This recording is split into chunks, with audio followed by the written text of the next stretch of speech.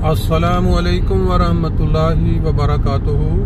सुबहानल्लाहि व बिहम्दिही सुबहानल्लाहिल अज़ीम। अल्लाहुम्मा सल्लि अला मुहम्मदिन व अला आलि मुहम्मदिन कमा सल्लैता अला इब्राहीम व अला आलि इब्राहीम इन्नका हमीदुम मजीद। अल्लाहुम्मा बारिक अला मुहम्मद व अला आलि मुहम्मद कमा बारकता अला इब्राहीम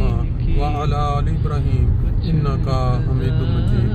दोस्तों, इस वक्त आपके सामने रात के अंधेरे में ये जो जलती हुई लाइटों का मंजर गाड़ियों का आने जाने के दौरान, ये फ्रैंकफर्ट जर्मनी के अंदर से जो गुजरती है मोटरवे, उसके ऊपर है। और इस वक्त इशा की नमाज का वक्त होने वाला है। तो गाड़ियों की आमदोरफ्त और रश बेशक रात का अंधेरा हो या दिन हो हमेशा चलती रहती है, लेकिन इंसानी जिंदगी पे जब रात आ जाती है, यानी इंसान एक गहरे अंधेरे में चला जाता है कब्र के, तो उसके ऊपर फिर ये लाइटें या दुनिया की ये चाल दौड़ भागम दौड़ खत्म हो जाती है। आज हम नमाज के बाद एक दोस्त जो कि अभी पाकिस्तान से वापस आए हैं, जिनके बड़े भाई की पाकिस्तान में शहादत हो गई, उनसे कुछ गुफ्तगू करेंगे और उनसे पूछेंगे कि वो शहादत जो एक अनोखे अंदाज की शहादत है, वो इंसान कोई जंग में लड़ते हुए जान देता है, शहीद होता है। कोई इंसान अपना कारोबार जिंदगी या अपनी ड्यूटी को निभाते हुए जान दे देता है, वो शहीद होता है। और एक शहादत का ये भी अंदाज है कि एक मुसलमान जब दूसरे मुसलमान की जान बचाने की कोशिश करता है, अपनी जान को खतरे में डाल के अगर उसकी वफात हो जाए, तो वो भी एक शहादत की किस्म है। तो अभी हम मस्जिद में जब पहुंचेंगे, वहाँ उन दोस्तों के साथ सीटिंग करेंगे, तो वहाँ कई चीज़ें आपको ऐसी मिलेंगी जो आज के दौर में बहुत अहम है और बहुत सारे लोगों के लिए एक नमूना है।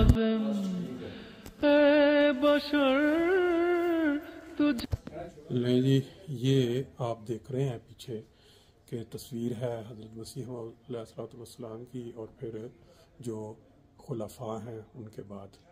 आप सब जानते हैं कि नबी पाक सल्लल्लाहु अलैहि वसल्लम ने 1500-1600 साल कबल हमें बाज़ ऐसी चीज़ें बताई या अपने उसवा से सिखाई कि जो आज के मुआशरे में मुस्लिम उम्मत में उस तरह नज़र नहीं आती। लेकिन उनकी जो पेशगोई थी या जो उन्होंने बताया कि मेरी उम्मत में इमाम महदी तशरीफ़ लाएंगे और वो उसी इस्लाम को फिर दोबारा रिवाइव करेंगे, ज़िंदा करेंगे, जो नबी करीम सल्लल्लाहु अलैहि वसल्लम का इस्लाम था। तो ये जो आपके सामने इस वक्त तस्वीर है और बाद में खुलफा की, इनकी अगर आप तालीम या इनका जो नमूना है वो देखें, तो कोई भी मुसलमान जब फौत हो जाता है तो उसके घर में जाना, अफसोस के लिए, उसके लवाहिकीन के लिए साथ बैठना और अफसोस का इजहार करना, वो जो सिखाया नबी पाक सल्लल्लाहु अलैहि वसल्लम ने, उसको आज के दौर में अगर ज़िंदा रखा है तो वो हज़रत मसीह मौऊद अलैहिस्सलाम की जमात ने ज़िंदा रखा है। हमारी जमात में किसी की फौतगी पे ना तो वहाँ कुरान ख़वानी होती है और ना ही वो जो 10वां या 20वां या जिस तरह वो करते हैं रसूमात कह लें या बिदत कह लें, वो नहीं की जाती, क्योंकि ये नबी पाक सल्लल्लाहु अलैहि वसल्लम के ज़माने में नहीं थी, बाद में शुरू की गई। आज हम एक दोस्त जो अफसोस से हो के आए हैं, जिनके भाई की वफ़ात, उनके साथ बैठेंगे और आप देखेंगे कि किस तरह जो अफसोस किया जाता है हमारी जमात में और क्या है हकीकी तालीम अल्लाह और अल्लाह के नबी की, और फिर उसके बाद उस तालीम को आज के दौर में जो वक्त के इमाम हज़रत मसीह मौऊद अलैहिस्सलाम ने ज़िंदा रखा हुआ है या अपनी तरबियत से लोगों को सिखाया हुआ है। चलते हैं अपने दोस्त की तरफ।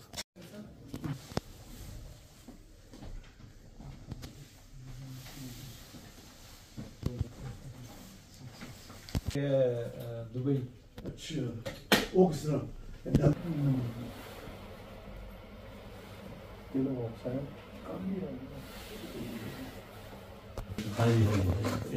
छत पै रही सी,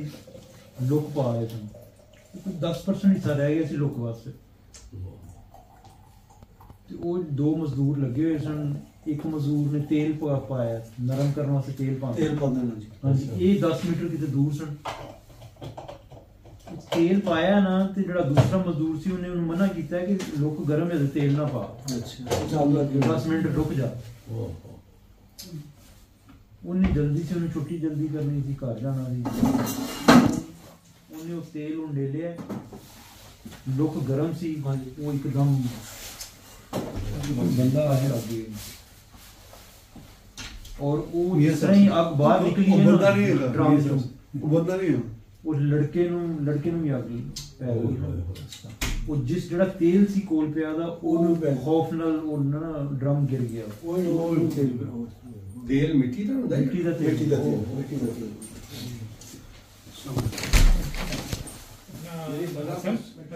मैं तो जा रहा हूँ उन्हें छलांग लगाती नीचे शाह जी मेरी मदद करो ये 10 मीटर दूर से दौड़ के आए ने हालांकि उसे उन्होंने तरपाल भी रखे सन गिले करके दरियां चढ़ियां बोरियां और सिलेंडर भी सी ये जिस तरह ही लपके ने उधर लोग चूके थले गर्म सी उठो स्लिप हुए एक साइड स्लिप हुई है लत लोक लगी है बाजू है आसन लोक लगी और जिथे ही लोक लगी वो नागने दे लकड़े अच्छा नाल चपक गया होना फिर उठे ने फिर दूसरी साइड से गिरे ने फिर ए लत हुई है ए बाजू एक साथ एक थे ए वाला हिस्सा ए नाक तो ऊपर सारा ठीक सी मुस्तकिल रहना कैसी ऑर्गन जेडे ने ऑर्गन सारे ठीक हैं इंशाल्लाह सरवाइव करेंगे मुझको सदा वो लड़का सी उसके दूसरे दिन चला गया बहुत जल गया ਖਾਲ ਸਾਹਿਬ ਇਹ ਕਿਸੇ ਨੂੰ ਬਚਾਉਂਦਿਆਂ ਹੋਇਆਂ ਜਿਹੜੀ ਕਿਸੇ ਦੀ ਮੌਤ ਆਂਦੀ ਹੈ ਮੇਰਾ ਖਿਆਲ ਹੈ ਵੀ ਸ਼ਹਾਦਤ ਦੇ ਆਂਦੀ ਹੈ ਕਿਉਂਕਿ ਇੱਕ ਮੁਸਲਮਾਨ ਦੂਸਰੇ ਮੁਸਲਮਾਨ ਨੂੰ ਬਚਾ ਰਿਹਾ ਹੈ ਸਰਾਸਰ ਚੰਦ ਦਿਨ ਪਹਿਲੇ ਇੱਥੇ ਹੋਇਆ ਇਹ ਜਿਹੜਾ ਨਹੀਂ ਹਾਂ ਇਹ ਇੱਥੇ ਇੱਕ ਸਟੇਸ਼ਨ ਹੈ ਫਰੈਂਕਫਰਟ 'ਚ ਉੱਥੇ ਇੱਕ ਤੁਰਕੀ ਲੜਕੇ ਨੇ ਦੋ ਜਰਮਨ ਸਟੇਸ਼ਨ ਟ੍ਰੇਨ ਆ ਰਹੀ ਸੀ ਉਹ ਗਿਰੇ ਨੇ ਤੇ ਉਹਨੇ ਜਾਨ ਦੀ ਪਰਵਾਹ ਨੇ ਉਹਨਾਂ ਨੂੰ ਬਚਾ ਕੇ ਤੇ ਉਹਨੇ ਨਾ ਆਪੀ ਉਹ ਟ੍ਰੇਨ 'ਚੋਂ ਨਹੀਂ ਨਿਕਲ ਸਕਿਆ ਆਪੀ ਮਰ ਗਿਆ ਉਹ ਦੋਵਾਂ ਨੂੰ ਬਚਾਇਆ ਉਹਨੂੰ ਚੰਦ ਸਾਲਾਂ ਦੇ ਬਾਅਦ ਹੁਣ ਉਸ ਦੇ ਨਾਮ ਦੇ ਉੱਤੇ ਉਸ ਸਟੇਸ਼ਨ ਦਾ ਨਾਮ ਚੇਂਜ ਕਰਤਾ ਗਿਆ ਫਰੈਂਕਫਰਟ ਦੇ ਵਿੱਚ ਲੋਕਾਂ ਨੇ ਜਰਮਨਾਂ ਨੇ ਇਹ ਜਿਹੜਾ ਓਸਟ ਐਂਡ ਸਟਰਾਸੇ ਹੈ ਨਾ ਉੱਥੇ ਉਹ ਤੁਰਕੀ ਦੇ ਨਾਮ ਦੇ ਉੱਤੇ ਯਾਨੀ ਇਹ ਜਰਮਨਾਂ ਨੇ ਮੁਤਾਲਬਾ ਕੀਤਾ ਹਾਂ ਉਹਨਾਂ ਨੇ ਉਸ ਦੇ ਨਾਮ ਦੇ ਉੱਤੇ ਸਟੇਸ਼ਨ ਨੂੰ ਕਰਤਾ ਇਹ ਸਾਹਬ ਮੇਰੇ ਜ਼ੁਬਾਨੀ ਨਹੀਂ ਯਾਦ ਮੈਂ ਕੱਲ ਪਰਸੋਂ ਕਿਸੇ ਹਾਂਜੀ ਉਹ ਤੁਰਕੀ ਜੋ ਉਹਦਾ ਬੰਦੇ ਦਾ ਨਾਮ ਸੀ ਨਾ ਉਸ ਦੇ ਉੱਤੇ ਉਹਨਾਂ ਕੀਤਾ ਬੱਚੇ ਨੇ ਇਸਲਾਮ ਲਗਾ ਮੁਸ਼ਕਿਲ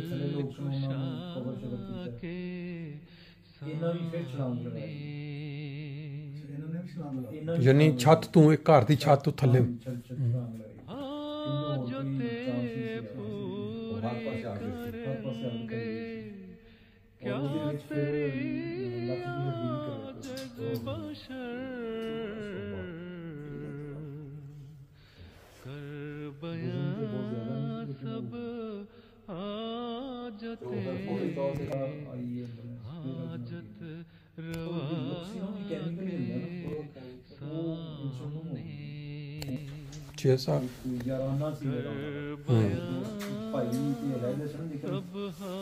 दोस्ती बहुत सी क्योंकि मेरा काम का सफर 70 किलोमीटर है और मैं सुबह रोज कॉल मिला लेना सा उन्होंने 40 मिनट की ड्राइव है जो सारी डिस्कस हो रही होती है उन्होंने काम की मैं अपनी दसना वो अपनी दसना कितने भाई हो तुसी माशाल्लाह 5 भाई सा अच्छा अच्छा अच्छा दो बहुत हो गए बहुत पहले फोटो मैं ना छोटा अच्छा मेरा छोटा नंबर ਤੇ ਤੁਸੀਂ ਜਿਹੜਾ ਇਹਨਾਂ ਨੂੰ ਜਿਹੜਾ ਬਚਪਨ ਤੋਂ ਲਾ ਕੇ ਹੁਣ ਤੱਕ ਜਿਹੜੀਆਂ ਖਾਸ ਕੋਈ ਐਸੀਆਂ ਖੂਬੀਆਂ ਜਿਹੜੀਆਂ ਇਨਸਾਨ ਛੁਪੀਆਂ ਹੁੰਦੀਆਂ ਨੇ ਆਮ ਲੋਕਾਂ ਤੋਂ ਕੋਈ ਤੁਹਾਡੇ ਜ਼ਿਹਨ 'ਚ ਜੋ ਮਤਲਬ ਮੈਂ ਇਹ ਉੱਥੇ ਜਾ ਕੇ ਇਹ ਚੀਜ਼ ਹੈਰਾਨ ਹੋ ਗਿਆ ਮੈਂ ਔਰ ਫਖਰ ਵੀ ਬੜਾ ਮਹਿਸੂਸ ਹੋਇਆ ਕਿ ਇੱਕ ਤੇ ਸਾਡਾ ਸਿਆਲਕੋਟ ਵਾਲਾ ਘਰ ਇੱਕ ਜਿੱਥੇ ਜ਼ਮੀਨ ਸੀ ਸਾਡੀ ਔਰ ਦੂਸਰਾ ਜਿੱਥੇ ਉਹਨਾਂ ਦਾ ਘਰ ਸੀ चौथी जगह जिथे उन्होंने काम सी मतलब मैं सबर नहीं कर सकता कि हर जगह उन्होंने बहुत सारे लोगों की मदद की हुई। अच्छा अच्छा ਜਿਹੜੇ ਲੋਕ ਆਪ ਖੁਦ ਆ ਕੇ ਦੱਸ ਰਹੇ ਸਨ ਕਿ ਮੇਰੀ ਬੇਟੀ ਦੀ ਸ਼ਾਦੀ ਤੇ ਇਹ ਕੀਤਾ ਮੈਂ ਬਿਮਾਰ ਸਮੇਂ ਵਾਸਤੇ ਇਹ ਕੀਤਾ ਜਿਹੜੇ ਮਜ਼ਦੂਰ ਸਨ ਉਹ ਬੇਸ਼ੁਮਾਰ ਮਜ਼ਦੂਰ ਨੇ ਸਭ ਤੋਂ ਵੱਡੀ ਮਿਸਾਲ ਤਾਂ ਤੁਸੀਂ ਦੇਖ ਲਓ ਨਾ, ਇੱਕ ਮਜ਼ਦੂਰ ਨੂੰ ਬਚਾਉਂਦਿਆਂ ਹੋਇਆ ਉਹਨਾਂ ਦੀ ਜਾਨ ਚਲੀ ਗਈ, ਉਹ ਜਾਨ ਦੇ ਦਿੱਤੀ ਹੈ ਉਹਨਾਂ ਨੇ। ਯਾਨੀ ਪਹਿਲੀ ਦਫਾ ਉਹ ਰੋਏ ਨੇ ਆਪਣੀ ਜਦੋਂ ਬੈੱਡ ਤੇ ਸਨ ਤੇ ਰਾਈਵਿੰਗ ਜਮਾਤ ਦੇ ਬਜ਼ੁਰਗ ਸਨ ਕੋਈ 80 ਸਾਲ ਉਹ ਛੜੀ ਨਾਲ ਟੁਰ ਕੇ ਆਏ ਨੇ, ਉਹਨਾਂ ਦੀ ਖਬਰ ਲੈ ਕੇ। ਅੱਛਾ ਉਹਨਾਂ ਵਾਸਤੇ ਰੋ ਪਏ ਨੇ ਕਿ ਤੁਸੀਂ ਮਿਹਨਤ ਕਰਕੇ ਮੇਰੇ ਕੋਲ ਆਏ। ਪਹਿਲੇ ਜਿਹੜੇ ਆਂਸੂ ਬੈੱਡ ਤੇ ਨਿਕਲੇ ਉਹ ਇਸ ਵਾਸਤੇ ਨਿਕਲੇ ਨੇ ਕਿ बेशुमार चीज़ां उन्होंने दी वारिस, लेकिन मैं इस हवाले में एक चीज़ जो कहना चाहता हूँ कि सारा कुछ एक ही है। बेशुमार उन्होंने दियां पहले आया काम सी, बेशुमार खिदमात ने जमात वास्ते सही इंसान अल्लाह ने इस वेले मौजूद है। झूठ फलता है इंसान दे के अमाल कुछ नहीं हो, जिन्ना भी थोड़ा बैंक बैलेंस होए, जिन्ना भी कारोबार होए, जिन्ना भी जो भी सिर्फ अमाल अभियान ਜਿਹੜੇ ਗਰੀਬ ਉਹਨਾਂ ਵਾਸਤੇ ਦੁਆਵਾਂ ਕਰ ਰਹੇ ਨੇ, ਜਿਨ੍ਹਾਂ ਨੂੰ ਉਹਨਾਂ ਨੇ ਮਦਦ ਕੀਤੀ ਹੈ, ਇਹ ਚੀਜ਼ ਤੇ ਤੁਹਾਨੂੰ ਅੱਗੇ ਵੀ ਜਾ ਕੇ ਲੱਭਣੀ ਹੈ। ਤੇ ਜਿਹੜੇ ਲੋਕਾਂ ਨੇ ਇੱਥੇ ਲੋਕਾਂ ਦੇ ਹੱਕ ਖਾਦੇ ਨੇ, ਜਾਂ ਜਿਨ੍ਹਾਂ ਨਾਲ ਪਾਕਿਸਤਾਨ 'ਚ ਤੁਸੀਂ ਦੇਖੋ ਲੋਕ ਜਿੰਨੇ ਵੱਡੇ ਵੱਡੇ ਲੋਕ ਨੇ, ਕਿਸ ਤਰ੍ਹਾਂ ਇਹ ਅਗਲੇ ਜਹਾਨ ਜਾ ਕੇ ਕੀ ਇਹਨਾਂ ਮੂੰਹ ਖਾਣਾ ਹੈ। ਉਹ ਜਿਹੜਾ ਬੱਚਾ ਵਿਚਾਰਾ ਫੌਤ ਹੋ ਗਿਆ ਉਹਦੇ ਵਾਸਤੇ ਬੜੀ ਉਹਨਾਂ ਨੂੰ ਫਿਕਰ ਸੀ ਕਿ ਉਹਨਾਂ ਦੀ ਮਦਦ ਕਰੋ, ਉਹਨਾਂ ਨੂੰ ਪੈਸੇ ਪਹੁੰਚਾਓ, ਉਹਨਾਂ ਦਾ ਖਿਆਲ ਰੱਖੋ। ਬੱਚਿਆਂ ਨੂੰ ਸ਼ਾਇਦ ਉਹਨਾਂ ਦੇ ਬੇਟਿਆਂ ਨੂੰ ਜਿਹੜੇ ਉੱਥੇ ਮੌਜੂਦ ਸਨ ਉਹਨਾਂ ਨੂੰ ਖਬਰ ਹੋ ਗਈ ਸੀ ਕਿ ਹਾਲਾਤ ਠੀਕ ਨਹੀਂ ਹੈ, ਲੇਕਿਨ ਉਹਨਾਂ ਮਹਿਸੂਸ ਨਹੀਂ ਹੋਣ ਦਿੱਤਾ ਆਪਣੇ ਬਾਪ ਨੂੰ ਕਿ ਡਾਵਾਂਡੋਲ ਨਾ ਹੋਏ, ਕਿਉਂਕਿ ਡਾਕਟਰਾਂ ਕਹਿਤਾ ਸੀ ਕਿ ਇਹਨਾਂ ਦੀ ਵਿਲ ਪਾਵਰ ਦੀ ਵਜ੍ਹਾ ਤੋਂ ਇਹਨਾਂ ਖੜੇ ਹੋਣਾ। ਇਹ ਜਿੰਨੀ ਆਪਣੀ ਤਾਕਤ ਇਸਤੇਮਾਲ ਕਰਨਗੇ ਇਹ ਉਨੀ ਜਲਦੀ ਠੀਕ ਹੋਣਗੇ। ਉਹ ਚੂੰਕਿ ਸਾਰੀ ਉਮਰ ਤੋਂ ਐਕਟਿਵ ਸਨ ਬਹੁਤ, ਕਦੀ ਬੈੱਡ ਰੈਸਟ ਨਹੀਂ, ਕਦੀ ਕੋਈ ਛੁੱਟੀ ਨਹੀਂ। ਉਹਨਾਂ ਨੂੰ ਜਿਹੜੇ 12 ਦਿਨ ਬੈੱਡ ਤੇ ਰਹਿਣਾ ਬਹੁਤ ਮੁਸ਼ਕਿਲ ਲੱਗਦਾ ਸੀ। ਉਹਨਾਂ ਆਖਰ ਤੇ ਕੈਂਸਰ ਮੈਨੂੰ ਚਲਾਓ, ਮੈਂ ਇੱਥੋਂ ਨਿਕਲਣਾ, ਬਾਹਰ ਨਿਕਲਣਾ। ਉਹ ਚੂੰਕਿ ਲੱਤ ਵੀ ਫ੍ਰੈਕਚਰ ਸੀ, ਉਹ ਮੂਵ ਨਹੀਂ ਸਨ ਕਰ ਸਕਦੇ। ਕੋਸ਼ਿਸ਼ ਕੀਤੀ ਕਿ ਥੋੜਾ ਚਲਾਇਆ ਜਾਏ, ਉਹਨਾਂ ਨੂੰ ਬੈੱਡ ਤੋਂ ਉਤਾਰਿਆ ਜਾਏ, ਲੇਕਿਨ ਮੁਮਕਿਨ ਨਹੀਂ ਸੀ। हॉस्पिटल ट्रीटमेंट ਹਾਂਜੀ ਮਿਊ ਹਸਪਤਾਲ ਬਸ ਇਨਸਾਨ ਜਿੰਨਾ ਇਨਸਾਨ ਐਕਟਿਵ ਜ਼ਿੰਦਗੀ ਗੁਜ਼ਾਰਦਾ ਤੇ ਉਹਦੇ ਵਾਸਤੇ ਉਨੀ ਜ਼ਿਆਦਾ ਮੁਸ਼ਕਲ ਹੋ ਜਾਂਦੀ ਜਦੋਂ ਬੈੱਡ ਤੇ ਪੈ ਜਾਏ। ਮਤਲਬ ਇੱਕ ਮਜ਼ਦੂਰ ਐਸਾ ਵੀ ਮਿਲਿਆ ਕਿ ਜਿਹਨੂੰ ਉਹਦੀ ਬੇਟੀ ਦੀ ਸ਼ਾਦੀ ਤੇ ਬਹੁਤ ਜ਼ਿਆਦਾ ਅਖਰਾਜਾਤ ਕੀਤੇ ਹੋਏ ਤੇ ਉਹ ਕਹਿੰਦਾ ਸੀ ਸ਼ਾਹ ਸਾਹਿਬ ਤੇ ਮੇਰੇ ਵਾਸਤੇ ਫਰਿਸ਼ਤਾ ਸੀ, ਮੈਂ ਤੇ ਮੈਨੂੰ ਮਹਿਸੂਸ ਨਹੀਂ ਹੋਣ ਦਿੱਤਾ।